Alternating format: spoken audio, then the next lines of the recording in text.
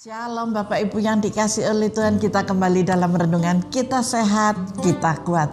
Bapak Ibu mau berseru bersama dengan saya kepada Yesus. Jangan berseru kepada saya, tetapi berserunya kepada Tuhan Yesus. Mari kita bersama-sama mengangkat satu pujian, Yesus padamu ku berseru. Amin.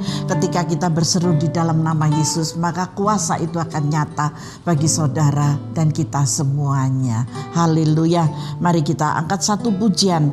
Pujian ku berseru kepada Yesus. Haleluya. Yesus dengar doa setiap kami. Yesus dengar setiap seruan kami. Hidupku, hanya Tuhanlah penolong dalam hidup kita semuanya. Amin. Kau pegang tanganku, Kau tuntun langkahku. Amin Tuhan. Sungguh Bapa, hanya Engkaulah perlindungan kami. Amin Tuhan. Dalam kesesakan, amin, amin. Kau gunung batuku dan pertahananku. Yesus, Kau kemenanganku. Amin. Hanya di dalam Yesus ada satu kemenangan. Padamu ku berseru. Amin. Penyelamatku, terpujilah Kau Tuhanku. Ku memuji namamu sepanjang umur hidupku. Amin. Tuhanku di atas segalanya.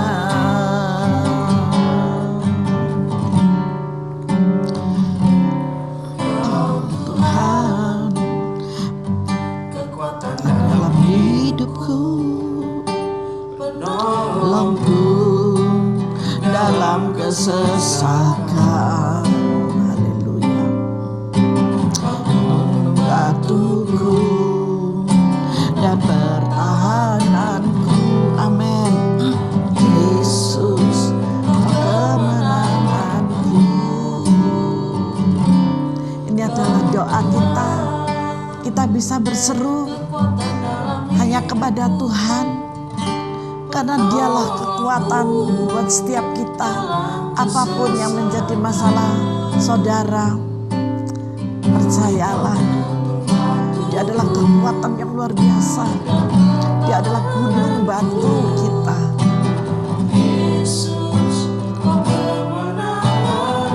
Amin. Yesus, padamu ku berseru. Kau menyelamatku. Amin. Terpujilah Tuhanku. Mulutku memuji namamu. Biarlah setiap mulut kita memuji hanya nama Yesus. Amin.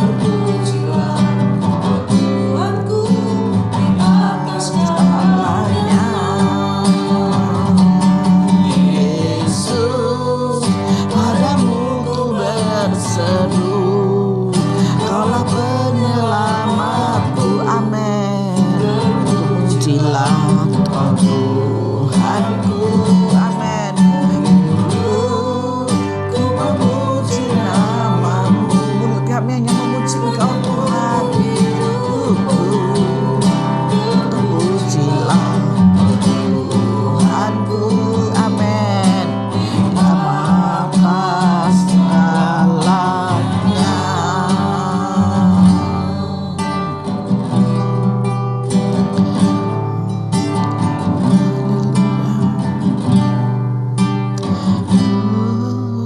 Yesus, Yesus, padamu ku berseru. Hanya kepadamu Tuhan kami berseru, Bapa, Kaulah penyelamat kami. Terpujilah Engkau Bapa. Setiap mulut kami memuji Engkau. Seumur hidup kami ketika Engkau masih memberikan kesempatan hidup buat kami Bapa. Segala amin.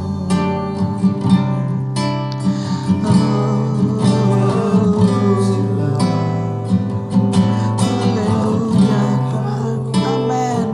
Atas segalanya.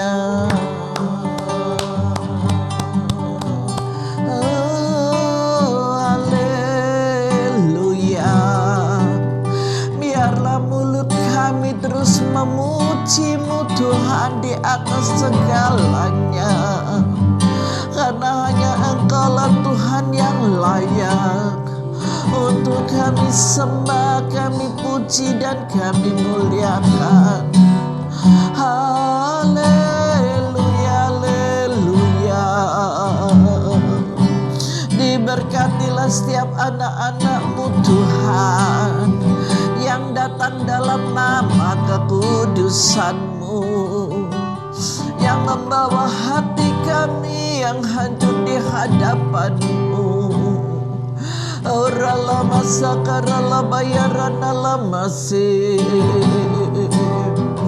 irala yarana lamo. Haleluya, haleluya. Bapa terima kasih. Bapa terima kasih Bapa. Kami bersyukur Bapa. Kami berterima kasih Tuhan.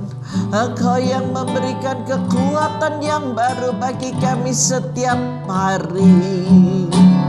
Haleluya. Haleluya. Terpujilah nama-Mu Yesus. Haleluya. Haleluya. Terpujilah nama-Mu Yesus. Terpujilah nama-Mu Yesus. Mari Bapak Ibu Saudara sekalian, kita satu di dalam doa. Bapa, kami bersyukur buat hari yang indah ini Bapa. Kami boleh hadir kembali dalam renungan. Kita sehat, kita kuat. Itu semua bukan karena gagah dan kuat kami, tetapi oleh karena kasih-Mu buat kami. Terima kasih Kau selalu menghadirkan hamba ya Bapa di tengah-tengah anak-anak-Mu untuk memuji, menyembah bersama-sama dan duduk manis untuk belajar di dalam kebenaran firman-Mu. Kami mendengarkan bersama-sama. Bapa, terima kasih. Taruhkanlah urapan yang baru, hati yang bijak, roh yang bisa dimengertikan dalam segala apa yang Kau sampaikan ya Bapa, sehingga roh kami tetap menyala-nyala untuk terus rindu mendengar, menantikan setiap kebenaran firman-Mu. Terima kasih banyak Bapa. Berbicaralah Engkau bagi kami saat ini.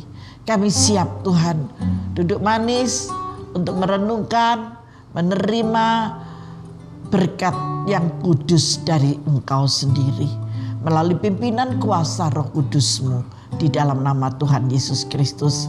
Yang siap menerima kebenaran firman Tuhan, mari saudara kita katakan bersama-sama, amin. Bapak Ibu yang dikasihi oleh Tuhan, mari kita masuk dalam kebenaran firman-Nya. Kita membuka di dalam 2 Korintus 5 ayat 1 sampai dengan ayat yang ke-10. 2 Korintus 5 ayat 1 sampai dengan yang ke-10. Mungkin Bapak Ibu akan bertanya, judulnya apa Bu? Nanti saya kasih judulnya setelah kita membaca bersama-sama dan setelah saya berilustrasi. Amin. Yuk kita baca sama-sama ya. 2 Korintus 5 ayat 1 sampai dengan ayat yang ke-10. Di ayat 1, mari 1, 2, 3. Karena kami tahu bahwa jika kemah tempat kediaman kita di bumi ini dibongkar, Allah telah menyediakan suatu tempat kediaman di sorga bagi kita. Suatu tempat kediaman yang kekal, yang tidak dibuat oleh tangan manusia. Dari ayat 1 sudah terlihat bahwa ini berbicara tentang masa depan gitu ya. Berbicara kematian ini. Kita semua pasti akan mati. Di mana ada kelahiran, di situ ada kematian. Di mana ada sukacita, di situ ada juga duka cita. Di mana ada kebahagiaan, di situ ada kesengsaraan. Itu sudah hukum dunia. Dan itu ya harus kita jalani, mau gak mau harus kita jalani. Kita gak bisa untuk tidak menjalani dan kita keluar dari konteks ini, tidak. Banyak hal ya Bapak Ibu ya, tetapi mari kita tetap membahas di dalam firman Tuhan ini saja gitu ya. Lihat yang kedua, selama kita di dalam kemah ini kita mengeluh karena kita rindu mengenakan tempat kediaman surgawi di atas tempat kediaman kita yang sekarang ini. Banyak orang-orang yang dikit-dikit, waduh saya nak mati ya gitu ya. Maka dari itu Bapak Ibu yang dikasih oleh Tuhan, janganlah engkau memperkatakan yang sedemikian, cabut perkataan itu. Apapun yang menjadi kesusahan saudara, apapun yang menjadi tekanan, jangan deh, kita mulai berubah, kita harus mulai mengganti dengan kata-kata yang manis. Amin. Bagaimana Bu kata-kata yang manis? Ya sudah, gak usah mengatakan deh sama aku mati ya. Orang Jawa bilangnya kan gitu, sama mati aja. Medok ya, ngerti ya dengan bahasa saya ya gitu. Lebih baik aku meninggal aja daripada aku hidup juga menderita, juga sengsara, banyak masalah. Itu hal yang wajar. Kalau kita hidup banyak masalah, banyak persoalan, itu wajar. Tetapi jangan sekali-kali kita mengatakan yang sedemikian. Semua ada waktu Tuhan buat kita. Ayat 3, sebab dengan demikian kita berpakaian dan tidak kedapatan telanjang. Memang di dalam kematian itu seperti ini. Apa yang tertulis di dalam ayat 2 dan ayat 3 itu benar. Tetapi saya mau katakan kepada saudara-saudari yang dikasih oleh Tuhan, semuanya tidak terbatas. Yang tua, yang muda, yang tanggung, yang setengah baya, tidak terbatas. Mari kita menikmati hidup ketika kita masih diberi Tuhan kesempatan untuk bernafas. Amin. Di ayat yang keempat, sebab selama masih diam di dalam kemah ini kita mengeluh oleh beratnya tekanan, karena kita mau mengenakan pakaian yang baru itu tanpa menanggalkan yang lama, supaya yang fana itu ditelan oleh hidup. Gak gampang gitu ya, gak gampang. Wes meninggal selesai masalahku, siapa bilang? Tidak semudah apa yang kita bayangkan. Amin. Faham ya, di sini tidak semudah itu. Maka dari itu saya peringatkan kepada saudara yang dikasih oleh Tuhan, jangan kau berputus asa. Gak semudah itu, dilingkari ya di ayat yang keempat ya. Terus di ayat 5, tetapi Allah justru mempersiapkan kita untuk hal itu dan yang mengaruniakan roh kepada kita sebagai jaminan segala sesuatu yang telah disediakan bagi kita. Enak memangnya. Ketika kapan?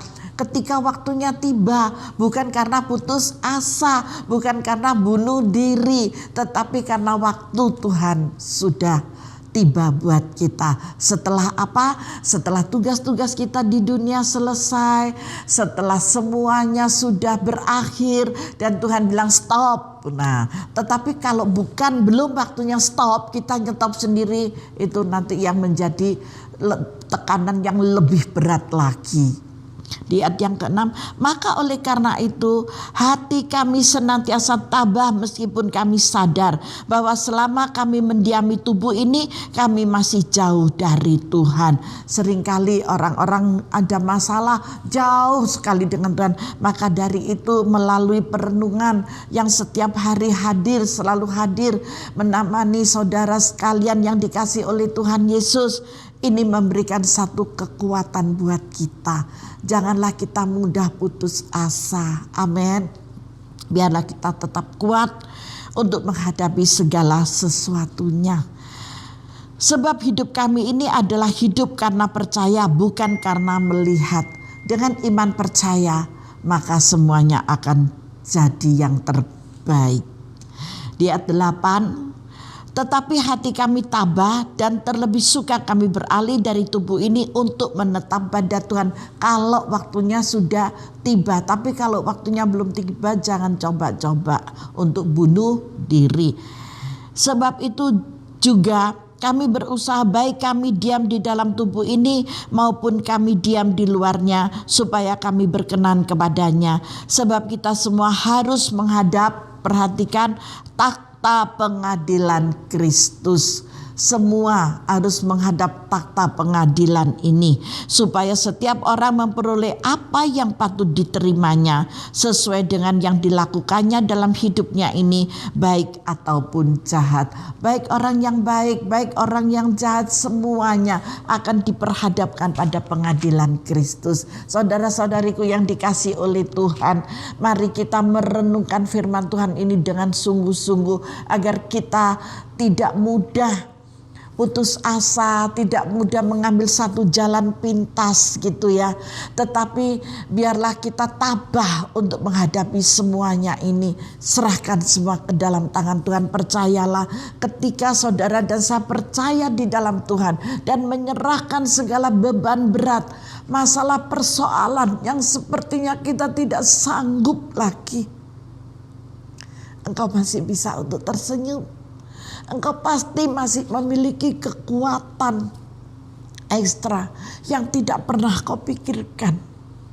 Kau memiliki hati yang tabah. Ketika kita mengerti di ayat yang ke-10, sebab kita semua harus menghadap takhta pengadilan Kristus. Semuanya. Supaya setiap orang memperoleh apa yang patut diterimanya. Tuhan adalah hakim yang adil. Maka dari itu, ketika kita diberikan kesempatan oleh Tuhan, kita tidak tahu usia kita sampai berapa dan sampai kapan kita tidak tahu. Tetapi selagi kita masih diberi kesempatan bangun pagi, kita masih bisa bernafas, kita masih ada di dunia orang yang hidup, mari kita berbuat yang baik, berbuat yang benar. Untuk siapa? Untuk diri kita sendiri, mempersiapkan diri kita sendiri. Pada saat dan waktunya telah tiba, engkau akan bersama-sama dengan Bapa di surga sana yang mulia dengan iman percayamu.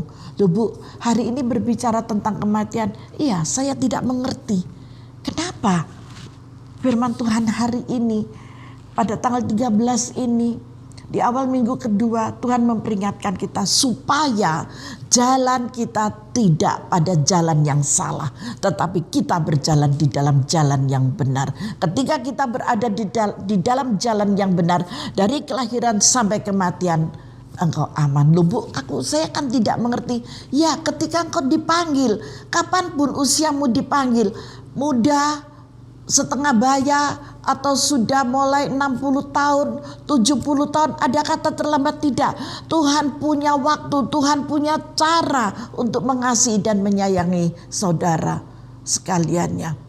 Tidak ada kata terlambat. Kalau hari ini engkau dipanggil, hari ini engkau dimengertikan dengan kebenarannya, kebenaran dari firman Tuhan yang diberikan oleh setiap hamba-hamba Tuhan yang saudara lihat di YouTube saudara, siapapun itu, kalau saudara tergerak dan saudara bertobat, langsung terima dan miliki iman yang percaya, maka engkau akan terselamatkan sampai pada kekekalan, karena Dia adalah hakim yang adil. Dia pasti akan menghakimi kita semuanya. Kesempatan yang diberikan itu jangan kita sia-siakan. Kita ke ayat 16 ya. 2 Korintus 4 ayat yang ke-16, di atasnya ayat yang satu, yang dari 5 ayat 1 tadi. Sebab itu kami tidak tawar hati, tetapi meskipun manusia lahiriah kami semakin merosot, namun manusia batiniah kami dibaharui dari sehari ke sehari. Nah, ini harus kita nikmati gitu. Sebab penderitaan ringan yang sekarang ini mengerjakan bagi kami kemuliaan kekal yang melebihi segala-galanya, jauh lebih besar daripada penderitaan kami. Nah, di sini jangan engkau putus asa dan jangan engkau katakan terlambat, aku baru usia segini, aku percaya aku baru terpanggil. Tidak ada kata yang terlambat. Hai saudara-saudari yang dikasihi oleh Tuhan, tidak ada yang terlambat usia muda, usia setengah baya, usia udah tua, gak ada yang terlambat. Tuhan memberikan kesempatan buat saudara, amin, buat kita semuanya. Maka dari itu di ayat 18 dikatakan, sebab kami tidak memperhatikan yang kelihatan, melainkan yang tak kelihatan. Karena yang kelihatan adalah sementara, sedangkan yang tak kelihatan adalah kekal. Yang tidak kelihatan itu kekal, tidak ada yang menilai, itu hanya Tuhan. Tuhan menilai yang tidak terlihat oleh mata manusia. Itu yang Tuhan nilai. Mari saudara yang dikasih oleh Tuhan, mari jangan engkau ragu untuk menerima keselamatan yang Yesus berikan buat kita semuanya, buat saudara-saudari yang dikasih oleh Tuhan. Amin. Di sini saya mau sedikit cerita. Beberapa waktu yang lalu saya menerima berita duka cita gitu ya, bahwa ada seseorang yang sudah berpulang ke rumah Bapa. Ketika orang itu masih minta doa kepada saya karena dalam keadaan yang kritis, tapi Tuhan bilang waktunya tinggal beberapa waktu saja gitu ya. Dan itu saya tidak berani menyampaikan ke keluarga, tapi meninggal. Saya percaya beliau ada di surga. Itu hati saya. Dan kedua, ada orang lagi juga demikian. Mereka juga meminta didoakan. Mamahnya itu waktu hidupnya itu pokoknya mereka gimana gitu ya, sakit. Akhirnya singkat cerita saya juga berdoa. Tiba-tiba saya menerima berita bahwa beliau juga sudah pulang ke rumah Bapa. Dan mereka katakan, tante, Mama sudah pulang ke rumah Bapa. Berarti bukan meninggal, tetapi beliau pulang ke rumah Bapa. Saya percaya ada di sorga sana. Dan saya kurang percaya, teman saya sesama pelayanan saya bertanya, Pak, gimana kabarnya? Waduh, puji Tuhan baik-baik gitu. Sehat semua, sehat. Gak ada yang sakit, gak ada. Selama COVID ini kita puji Tuhan sehat. Kita teman sepelayanan, kita sering kali saling kontak gitu ya. Dan beliau juga bertanya, si A itu gimana Pak? Baru meninggal Pak. Waduh, puji Tuhan, tapi dia ada di sorga. Mereka aja, teman saya aja mengatakan mereka ada, Bapak ini ada di sorga. Terus saya juga cerita, tante yang ini juga gak ada loh Pak, sudah pulang ke rumah Bapak. Waduh, sudah ada di sorga. Bukan cuman hati saya yang mengatakan bahwa beliau-beliau ini sudah di sorga, tetapi teman saya sepelayanan sama-sama hamba Tuhan juga mengatakan ada di sorga. Karena apa? Karena kita berdua percaya bahwa ketika orang itu percaya kepada Kristus, maka dia ada di sana. Di ayat 7 kan dikatakan, sebab hidup kami ini adalah hidup karena percaya, bukan karena melihat. Saudara percaya, maka kuasa kehadirannya akan mengubah segala sesuatu menjadi yang indah. Kita percaya bahwa saudara-saudara kita yang kita kenal sudah mendahului beberapa waktu, beberapa hari yang lalu atau minggu atau bulannya, saya percaya mereka ada di sana. Karena apa? Karena di dalam firman Tuhan di ayat yang ke-8 tuh, tetapi hati kami tabah dan terlebih suka kami beralih dari tubuh ini untuk menetap pada Tuhan. Jadi orang-orang yang sudah mendahului itu lebih suka ada di beralih dari tubuh yang fana ini, beralih menetap pada tubuh kemuliaannya. Ya, di situ saya yakin dan percaya, karena ketika mereka sudah beralih itu tidak ada lagi rasa sakit. Dan saya percaya mereka semua ada dalam pangkuan Kristus. Dia ada dalam pangkuan Abraham gitu ya. Nah, seperti orang kaya dan Lazarus. Bapak yang kaya ini ada di neraka, tetapi Lazarus ada di pangkuan Abraham, ada di firdausnya Tuhan. Nah, ketika kita dengan iman percaya ada di sorga, kita percaya kematian orang-orang yang percaya di dalam Yesus, dia tidak mati tetapi dia bangkit bersama-sama dengan Kristus, karena Kristus bangkit dari antara yang mati. Di dalam Filipi 1 ayat 21 dikatakan di sana, karena bagiku hidup adalah Kristus dan mati adalah keuntungan. Bapak Ibu yang dikasihi oleh Tuhan, yang saudara baru saja ditinggal oleh keluargamu, mungkin oleh suamimu, oleh istrimu, oleh orang tuamu, oleh anakmu, oleh keluarga besarmu, jangan engkau bersedih hati. milikilah iman percaya bahwa beliau sudah ada di surga bersama Bapa. Dan tema hari ini, judul hari ini saya beri judul Ia di Surga. Amin. Saudara percaya bahwa semua saudara-saudara kita yang sudah mendahului kita, Dia ada di surga. Jangan engkau takut, jangan engkau bimbang lagi, jangan ada lagi keraguan-raguan. Duka cita, mau saya tulis di sini, duka cita adalah ungkapan kasih. Itu tidak apa-apa. Duka cita pasti ada kenangan ya. Tetapi pada hakikatnya ada sukacita yang tidak tergoyahkan. Karena kita tahu orang yang kita kasih ada di sorga. Amin. Saudara percaya, percayalah apa yang saya sampaikan ini ya dan amin. Anak-anak Allah tidak pernah mengucapkan perpisahan. Masih ingat ketika kita memberikan minyak di peti, saya selalu mengatakan si A, Bapak A atau Ibu B, selamat jalan sampai tiba di rumah Bapak. Itu yang selalu saya ucapkan. Karena saya percaya mereka yang sudah meninggal di dalam Yesus, di dalam iman percaya kepada Kristus, Dia ada di sorga sana yang mulia. Itu sesuai dengan ajaran firman Tuhan yang kita terima. Haleluya. Amin. Bapak Ibu yang dikasihi oleh Tuhan, saudara-saudariku, jangan engkau berduka cita berkepanjangan. Percayalah, orang-orang yang kau cintai, orang-orang yang kau kasihi sudah ada di sorga sana yang mulia yang sudah mendahului kita. Amin. Tuhan Yesus memberkati kita semuanya. Mari kita masuk di dalam doa. Bapa, kami bersyukur Engkau adalah Allah Alfa dan Omega, yang awal dan yang akhir, dan Engkau yang memberkati setiap anak-anak-Mu Bapa. Semua mereka yang mati di dalam Kristus pasti aman di dalam kuasa kasih kemurahan anugerah-Mu. Kami sungguh yakin dan percaya. Terima kasih Bapa, hiburkanlah satu dengan yang lain Tuhan. Mereka yang hari-hari ini atau minggu lalu atau bulan lalu mengalami duka cita Bapa, biarlah duka cita ini semuanya sudah berakhir. Tetapi biarlah duka cita ini karena mengenang dalam kasih mereka, bukan duka cita perkabungan Bapa. Karena kami adalah orang-orang yang percaya di dalam Yesus, maka kami tidak mau berduka cita perkabungan, tetapi kami berduka cita karena kasih. Untuk itu Bapa, mampukan anak-anak-Mu untuk menghapus setiap tetesan air mata. Kau gantikan dengan sukacita, hatinya dipenuhkan damai dan sejahtera.